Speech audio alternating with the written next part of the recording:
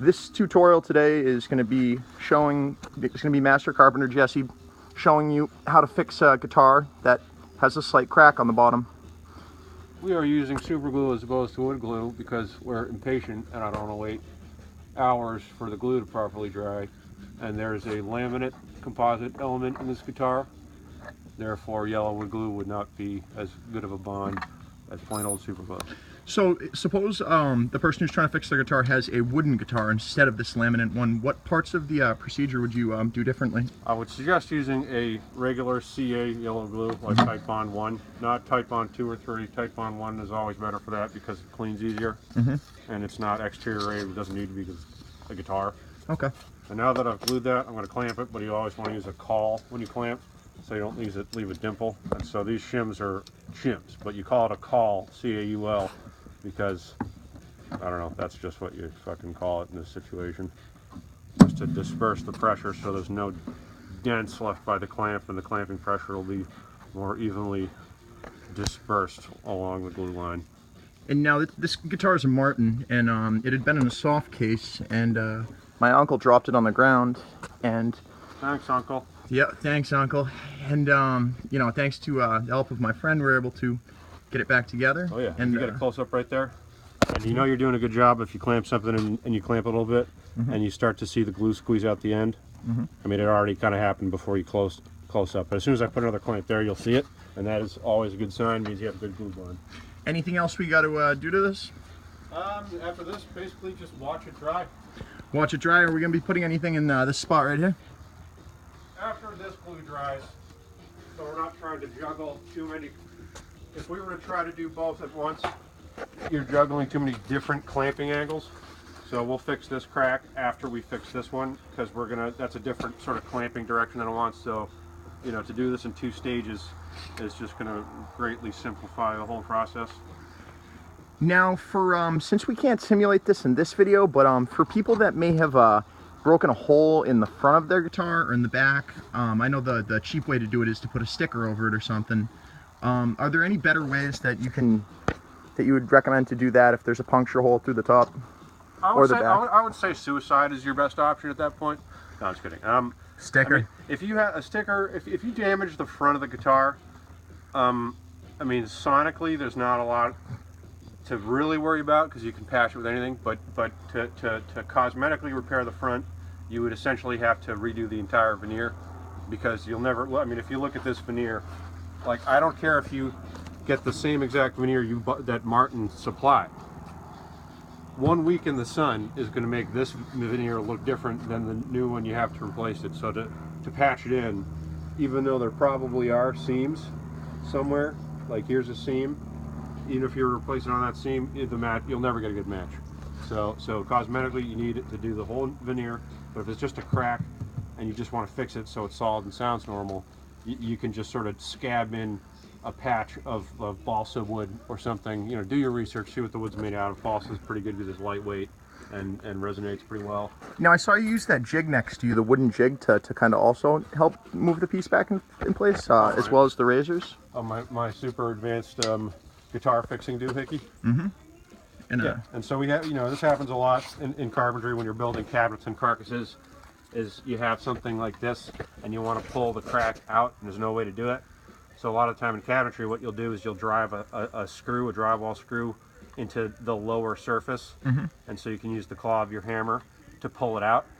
But this is a guitar, and so that trick's not going to work, because then we're going to have a screw hole, and then we're causing more problems than we initially had. So we just took our patented guitar fixing device and just went into the sound hole and sort of gently poked around to see where we could get it. And while Mike assisted me sort of prying down the bottom so there'd be no resistance in catching, he pried this part down the bottom of the body, and then while he did that, I pushed out. And this used to be about 3/16 to 1/4 of an inch pushed back in, and while he pried that down, I popped it back out and glued and clamped the shit out of it, and it's like better than brand new. Now, for some beginners that are looking to kind of do what we're doing here and get into fixing guitars and stuff, do you have any advice for them? Any stuff they might need besides, you know, super glue, the clamps, the wood? Let's see here. Yeah, string polish. I forget what the brand is, but if you go to any guitar store, there'll be. It's not even really a gimmick. You know, just buy it. It's $8. It's just guitar string lube. Comes in a spray can. Every time you play your guitar, give it a quick on the front and the back of the neck, rub it down. It's going to preserve the guitar. It's going to make you play way better because your fingers are going to glide right along the strings. Depending on the guitar you have, you want climate control, temperature control. You do not want it going from 20 degrees to 90 degrees repeatedly. And don't be scared, you know? How much? Get a cheap guitar and don't be scared. If something breaks, try to fix it. You paid $100 for your guitar. You might break it, but you're going to learn exactly what to do next time if you did break it on your cheap beginner guitar. So always start with a cheap guitar. And essentials, you're going to need your clamps, some boards, razor blades, super glue, maybe epoxy. Epoxy's great. I mean, it's just a quick fix, and like, you know, it's just epoxy's a guaranteed bond. It's really going to work. You can't. I mean, too much epoxy or something like that could, if you're a prima donna, affect the sound quality because you're going to have a mass of something in a otherwise perfectly balanced guitar. Now, how much do you think a store would have charged for that repair right there? That just cost, you know, us about, oh, what do you say, 20 cents in super glue? What? Not even 20 cents. I'm sure they'd come up with some fancy term, and they'd probably pretend they had to disassemble the entire thing. Mm-hmm. And you know, $500, $400? Not $500, but I mean, easily $100. I would say. I mean, yeah, they would probably pretend they had to take the entire veneer off. And we're gonna just put some matched wood filler in here, and then you see how this is. It's mahogany with a dark grain. So we're gonna rub in our mahogany wood filler, and after that dries and is seamless, we're gonna simulate the horizontal grain of the mahogany with a fucking pencil.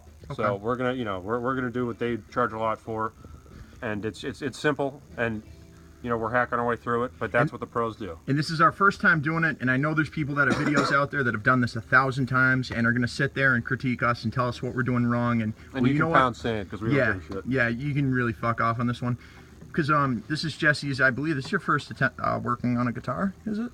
Yep.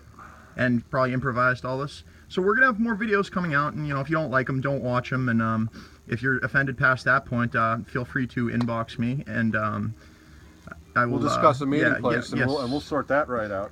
Mm-hmm. Because we are definitely not pussy carpenters. We do not wear gloves. We work out in the cold. We live in New England, and we're angry. So we snort lines of asbestos for fun. So it's a fucking great time. So we're gonna be coming to you with more videos from the Beaverson Master Woodworking channel, and next week we'll have a Silvertone guitar, which the back needs getting replaced. So hopefully you like this video. Feel free to ask any questions, or if there's any other instruments or things we can help, and if enough people ask, we can make a video for it. If you guys have any questions about anything, just send the link. Last little tip before the video ends: sometimes it's tough to clean shit, so I got a toothpick, and I wrap that toothpick in cloth. And so instead of just trying to jam my hand in the cloth in to clean something, I've got a very precise cleaning tool, and that's it. So boom, glue clean, just a little toothpick. You know, when you got your tool belt on, just use your pencil, wet a cloth, put it around your pencil. You can clean the paint off a little small area. That's it. No special tools required. Just get a pointy thing, wrap it. Great little trick, as simple as it is. And that is the Beaverson Woodworking trick of the day. Beaverson Woodworking. What's up? That's how we do.